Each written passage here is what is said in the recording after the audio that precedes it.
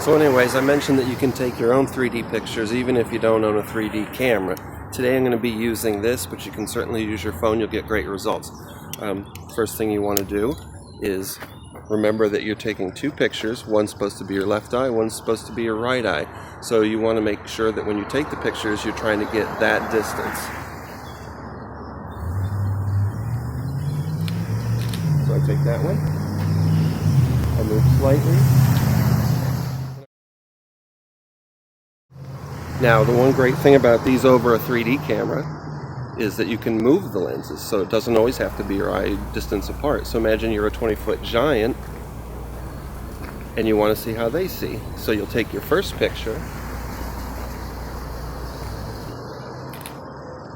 and you'll move way over.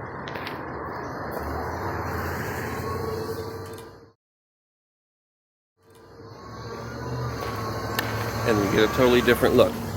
I'm going to come right back and then we're going to show you how to do that if you're like a very small thing, like say a mouse. Here's a farm near me that I shot in a pretty standard 3D way. I put some foreground elements to give it depth, but when I go to hyper stereo, you got to remove the foreground elements because they're just not going to align. So if you're going for depth at distance, just make sure that all your subject matter is in the distance, otherwise you're going to have some problems. So in doing hyper stereo, height can be a real help. This is a farm in Gettysburg, and I had the luck to be at a viewing platform that they have on the national battlefield. So this height just helps eliminate all foreground elements, and it makes it easier to do.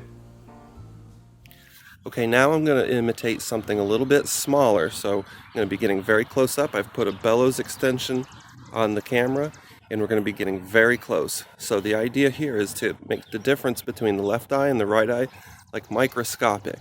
So I'm going to do that and we'll see what we get from it.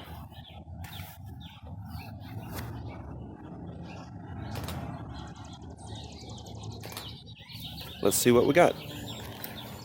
So this technique has a name too. It's called Hypo stereo. A lot of challenges with this just because you're like so close up. You have to be very careful about keeping your distance the same between shots.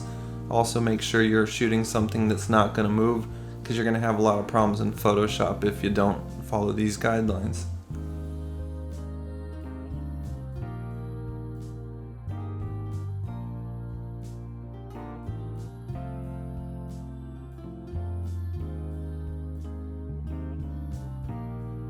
Here are a couple images I did both in normal 3D style and then in the hyper stereo style. So you'll see that at first it looks kind of like a normal 3D picture, and then the next time you see it, it's like really small, like a toy. So here's a train station that I did normal, and then it looks kind of toy-like, like it's in a miniature set. And using hyper stereo, this backhoe looks more like a toy than an actual piece of equipment. And to finish up, here's just a couple more normal stereo pictures.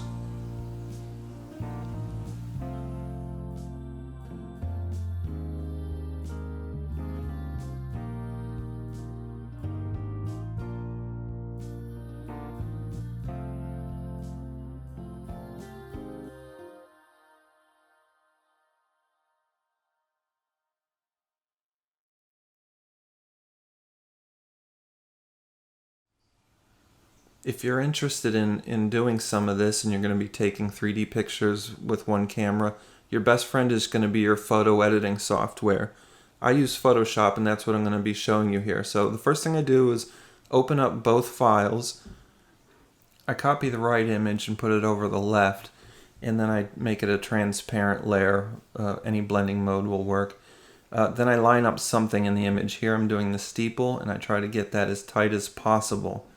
Turn the blending mode off to just normal, and then I can compare the layers and see that I've got something pretty good going here. So all I need to do now is crop the image, so I get rid of the excess on the top left there. These are never going to line up perfectly. And then I save the document. At this point I need to get the left image and the right image. You could just save them out separately as JPEGs, but I do something that I do normal web work, and I'm going to name each layer that name with the right and then .jpeg, and then the other side I'm going to name it the same name, only with the L.jpg. Then I go under File, Generate Image Assets, and when I hit Save, it's going to save the left and right as separate files. It's just kind of like an automatic thing, so I do it because I'm doing a lot. So here's the final image. I think it worked out pretty well. Hopefully yours will too. I hope you enjoyed the tutorial and maybe you're inspired to do your own 3D images with just one camera. If you do, I'd love to know about it.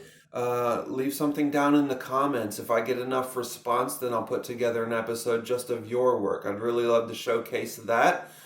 In the meantime, hit the subscribe button. Come back. We got great things planned.